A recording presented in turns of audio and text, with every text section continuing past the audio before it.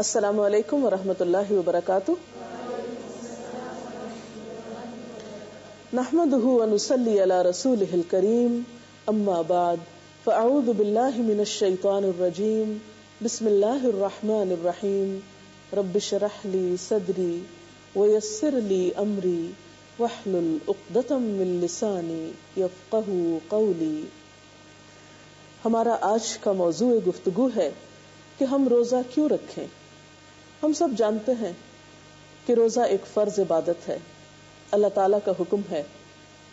یہ بات ہم بچپن سے سنتے آئے ہیں، لیکن یہ بات کہاں لکھی ہوئی ہے، ہمیں کیسے پتہ چلی ہے کہ واقعی فرض عبادت ہے؟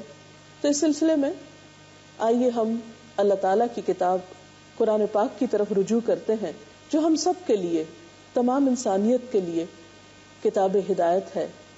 قرآن پاک کی سورۃ البقرہ آیت نمبر 183 میں اللہ سبحانہ وتعالی فرماتے ہیں، یا ایھا الذین آمنوا کتب علیکم الصیام کما کتب علی الذین من قبلکم لعلکم تتقون. اے لوگو جو ایمان لائے ہو، تم پر روزے فرض کیے گئے جیسے تم سے پہلی قوموں پر فرض کیے گئے تھے، تاکہ تم میں تقوی پیدا ہو. تو گویا ہم سب کو روزہ اس لیے رکھنا ہے کہ یہ اللہ سبحانہ وتعالی کا حکم ہے، یہ ایک فرض عبادت ہے. اور یہ صرف ہم پر ہی فرض نہیں بلکہ پہلی امتوں پر بھی فرض تھا. پھر ہم دیکھتے ہیں کہ قرآن پاک میں ہی اللہ سبحانہ وتعالی فرماتے ہیں، فمن شہد منکم الشہر فلیصم. اب جو شخص اس مہینے کو پائے اسے لازم ہے کہ وہ اس کے روزے رکھے. گویا یہ ایک تاکیدی حکم ہے. ہاں، اگر کوئی مجبوری ہو، بیماری ہو، عذر ہو تو اس صورت میں فرمایا، وَمَنْ كَانَ مَرِيدًا أَوْ عَلَى سَفَرٍ فَعِدَّةٌ مِّنْ أَيَّامٍ أُخَرَ. اور جو کوئی مریض ہو یا سفر پر ہو تو وہ دوسرے دنوں سے گنتی پوری کر لے. گویا اگر وہ رمضان میں روزہ نہیں رکھ سکا تو رمضان کے بعد اس کو قضا روزہ رکھنا ہوگا، گنتی پوری کرنی ہوگی. اور ایسا کیوں ہے کہ یرید اللہ بکم الیسر ولا یرید بکم العسر. اللہ تعالیٰ تمہارے ساتھ نرمی چاہتا ہے، سختی نہیں کرنا چاہتا. وَلِتُكْمِلُوا الْعِدَّةَ. اور یہ طریقہ تمہیں اس لیے بتایا جا رہا ہے تاکہ تم روزوں کی تعداد پوری کرو. تو اس سے ہمیں یہ بھی پتہ چل رہا ہے کہ نہ صرف یہ کہ ہمیں روزے رکھنا ہے، بلکہ اس سال میں جتنے بھی روزے ہوں گے 29 یا 30 ان کی گنتی بھی پوری کرنا ہے. اور پھر وَلِتُكَبِّرُوا اللَّهَ عَلَى مَا هَدَاكُمْ وَلَعَلَّكُمْ تَشْكُرُونَ. اور جس ہدایت سے اللہ نے تمہیں سرفراز کیا ہے اس پر اللہ کی بڑائی کا اظہار کرو اور تاکہ تم شکر ادا کر سکو. قرآن پاک کے علاوہ حدیث رسول صلی اللہ علیہ وسلم سے بھی ہمیں روزے کی فرضیت کا پتہ چلتا ہے. ابن عمر کی روایت ہے، عن ابن عمر رضی اللہ تعالی عنہ قال رسول اللہ صلی اللہ علیہ وسلم بنی الاسلام علی 5 شہادت ان لا الہ الا اللہ وان محمد رسول اللہ واقام الصلاة وایتاء الزکاة والحج وصوم رمضان. رواہ البخاری. حضرت ابن عمر یعنی عبداللہ بن عمر رضی اللہ تعالی عنہ فرماتے ہیں کہ نبی اکرم صلی اللہ علیہ وسلم نے فرمایا، اسلام کی بنیاد 5 چیزوں پر ہے. اور بنیاد یعنی فاؤنڈیشن، جس پر کوئی چیز قائم ہوتی ہے. تو گویا اسلام کی عمارت 5 چیزوں پر یا 5 پلرز پر قائم ہے، جس میں سب سے پہلی چیز اس بات کی گواہی کہ اللہ کے سوا کوئی معبود نہیں اور محمد صلی اللہ علیہ وسلم اللہ کے رسول ہیں.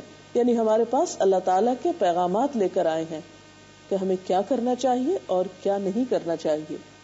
اور پھر نماز قائم کرنا، زکوٰۃ ادا کرنا، حج کرنا اور رمضان کے روزے رکھنا. تو گویا اللہ تعالیٰ کی کتاب کے بعد رسول اکرم صلی اللہ علیہ وسلم کی تعلیمات سے بھی ہمیں یہ بات پتہ چلتی ہے کہ روزہ مسلمانوں کے لیے ایک بنیادی عبادت ہے، اہم ترین عبادت ہے. اس کے بغیر دین کا تصور مکمل نہیں ہوتا. ایک اور حدیث سے ہمیں پتہ چلتا ہے، حضرت ابو ہریرہ رضی اللہ تعالی عنہ روایت کرتے ہیں کہ ایک اعرابی نبی صلی اللہ علیہ وسلم کی خدمت میں حاضر ہوا اور عرض کیا کہ مجھے کوئی ایسا عمل بتائیے کہ جس کے کرنے سے میں جنت میں داخل ہو جاؤں. اعرابی کہتے ہیں دیہات میں رہنے والے شخص کو، یعنی بہت پڑھا لکھا نہیں تھا، ایک عام سمجھ رکھنے والا انسان تھا. تو آ کر ایک بہت اچھا سوال کرتا ہے. ضروری نہیں کہ انسان کے پاس تعلیم زیادہ ہو تبھی اس کا ذہن زیادہ کام کرتا ہو. بعض اوقات ایسے لوگ بھی آپ صلی اللہ علیہ وسلم کے پاس آتے اور بہترین سوال کرتے جس سے صحابہ کرام کو بہت کچھ سیکھنے کا موقع ملتا. تو وہ بہت زبردست سوال کرتا ہے کہ مجھے ایسا کام کرنا ہے، مجھے ایسے کام کے بارے میں معلوم کرنا ہے کہ جس کو کر کے میں جنت میں جا سکوں. تو آپ صلی اللہ علیہ وسلم نے فرمایا، اللہ تعالیٰ کی عبادت کرو، اس کے ساتھ کسی کو شریک نہ کرو، فرض نماز قائم کرو، فرض زکوٰۃ ادا کرو اور رمضان کے روزے رکھو. اس نے کہا، فوالذی نفسی بیدہ، اللہ کی قسم جس کے ہاتھ میں میری جان ہے، لا ازید علی ھذا، میں اس سے زیادہ کچھ نہ کروں گا. تو جب وہ آدمی واپس ہوا تو آپ صلی اللہ علیہ وسلم نے فرمایا، جسے جنتی آدمی دیکھنا پسند ہو وہ اسے دیکھ لے. اس حدیث کو بھی بخاری نے روایت کیا ہے. تو اس سے پتہ چلتا ہے کہ فرائض کی ادائیگی انسان کے لیے جنت کے دروازے کھولتی ہے. اور پھر ایک عام انسان جس کو بہت تعلیم حاصل کرنے کا موقع نہیں ملا، جو بہت باریکیوں کو نہیں سمجھتا، دین کے اگر فرائض کو اچھی طرح ادا کرتا ہے اخلاص کے ساتھ اللہ تعالیٰ کی رضا کے لیے، تو ایسا شخص بھی کامیابی سے ہمکنار ہوگا. لیکن اس کے ساتھ ساتھ ہمیں یہ بھی یاد رکھنا چاہیے کہ فرض کا چھوڑ دینا کوئی معمولی بات نہیں. جہاں ایک طرف فرض کی ادائیگی بہت اجر و ثواب کا باعث ہے، وہاں فرض کا چھوڑنا بہت نقصان کا سبب بھی ہے. اسی لیے ہم دیکھتے ہیں کہ آپ صلی اللہ علیہ وسلم نے ان لوگوں کی سزا بھی بہت سخت بتائی جو جان بوجھ کر روزہ چھوڑ دیتے ہیں اور بغیر کسی عذر کے، بغیر یعنی سفر کے یا بیماری کے، بلا وجہ صحت مند ہوتے ہوئے، مواقع پاتے ہوئے بھی روزے کی پرواہ نہیں کرتے. تو اس میں ایک جو روایت ہے وہ یوں ہے کچھ. حضرت ابو امامہ باہلی کہتے ہیں، میں نے نبی صلی اللہ علیہ وسلم کو فرماتے ہوئے سنا کہ میں سویا ہوا تھا، میرے پاس دو آدمی آئے، انہوں نے مجھے بازوؤں سے پکڑا اور مجھے ایک مشکل چڑھائی والے پہاڑ پر لائے اور دونوں نے کہا، آپ اس پہاڑ پر چڑھیں. میں نے کہا، میں نہیں چڑھ سکتا. انہوں نے کہا، ہم آپ کے لیے سہولت پیدا کر دیں گے. پس میں چڑھ گیا یہاں تک کہ میں پہاڑ کی چوٹی پر پہنچ گیا. میں نے پوچھا، یہ آوازیں کیسی ہیں؟ انہوں نے کہا، یہ جہنم والوں کی چیخ و پکار ہے.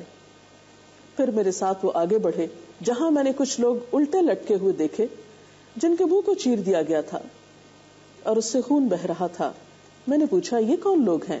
انہوں نے جواب دیا، یہ وہ لوگ ہیں جو روزہ وقت سے پہلے افطار کر لیا کرتے تھے، یعنی روزے کا احترام نہیں کرتے تھے، اس فرض کو پوری طرح ادا نہیں کرتے تھے. یہ روایت ابن خزیمہ نے بیان کی ہے. بات یہ ہے کہ اس میں ہم دیکھتے ہیں کہ نبی صلی اللہ علیہ وسلم نے خواب میں یہ دیکھا تھا جس کو آپ نے صحابہ کرام کے سامنے بیان کیا. تو یہاں یہ بات بھی ذہن میں رہے کہ انبیاء کے خواب سچے ہوتے ہیں اور انبیاء علیہم السلام کو صرف جاگتے حالت میں ہی تعلیم نہیں دی گئی، خوابوں کے ذریعے بھی تعلیم دی گئی ہے. اور آپ دیکھیے کہ جو شخص صرف دن میں نہیں رات میں بھی تعلیم کا کام کرتا ہے، یعنی خواب کے ذریعے کچھ سیکھتا ہے اور پھر دن میں سکھاتا ہے، تو اس کے عمل کی قوت دگنی ہو جاتی ہے. بہرحال ترمذی کی ایک اور روایت ہے، آپ صلی اللہ علیہ وسلم نے فرمایا، من افطر یوما من رمضان من غیر رخصت ولا مرض لم یقضه صوم الدہر کلہ وان صام. جو شخص رمضان کا ایک روزہ بغیر عذر یا بیماری کے چھوڑ دے، اگر وہ ساری زندگی بھی روزے رکھے تو اس رمضان کے ایک روزے کے برابر اجر نہ پا سکے گا یا اس کا بدلہ نہ دے سکے گا. تو اس سے آپ اندازہ لگا سکتے ہیں کہ جہاں ایک طرف اس مہینے کے ایک ایک روزے کا بہترین اجر ہے، وہاں ایک روزہ بغیر کسی وجہ کے، بغیر کسی مجبوری کے چھوڑ دینے کا نقصان کتنا بڑا ہے. کہ رمضان کے علاوہ اگر انسان سال بھر بھی روزے رکھتا رہے تو اس ایک دن کی تلافی وہ نہ کر سکے گا. تو اللہ تعالیٰ سے دعا ہے کہ ہمیں اس فرض کو بہترین طریقے سے ادا کرنے کی توفیق عطا فرمائے. اب اگر آپ کے ذہن میں کوئی سوال ہے تو آپ کر سکتے ہیں. رمضان کے روزے ہم پر فرض کیے گئے اور ان کی گنتی پوری کرنے کا ہم کو کہا گیا ہے، لیکن اگر کوئی لا علمی میں روزے نہ رکھ چکا ہو تو اسے کیا کرنا چاہیے؟ ان کا سوال یہ ہے کہ اگر لا علمی میں کوئی شخص ایسا کر چکا ہو تو اب وہ کیا کرے. بات یہ ہے کہ کوئی بھی کام یا کوئی بھی غلطی جو انسان سے لا علمی میں ہو جاتی ہے تو اس پر ندامت، توبہ اور اللہ تعالیٰ کی طرف رجوع اس کی کافی حد تک تلافی کر دیتا ہے. لیکن شرط یہ ہے کہ آئندہ کے لیے وہ شخص ایسا نہ کرے. میرا آپ سے سوال ہے کہ جیسے آپ نے کہا کہ رمضان کی گنتی پوری کرنی ہوگی روزوں کی، تو اس میں یہ کہ اگر کوئی روزہ نہ رکھ سکے تو اس کو رمضان کے بعد جو روزہ رکھنا ہوگا اس میں صرف روزہ ہی رکھنا ہوگا یا کفارہ بھی دینا ہوگا؟ جی، ان کا سوال یہ ہے کہ اگر کوئی شخص رمضان میں روزے نہیں رکھ سکا اور رمضان کے بعد وہ اس کی گنتی پوری کرنا چاہتا ہے تو کیا صرف روزہ رکھنا ہی کافی ہوگا یا پھر اس کا کفارہ بھی دینا ہوگا؟ تو اس کے لیے بات یہ ہے کہ روزے کا بدلہ روزہ ہی ہے.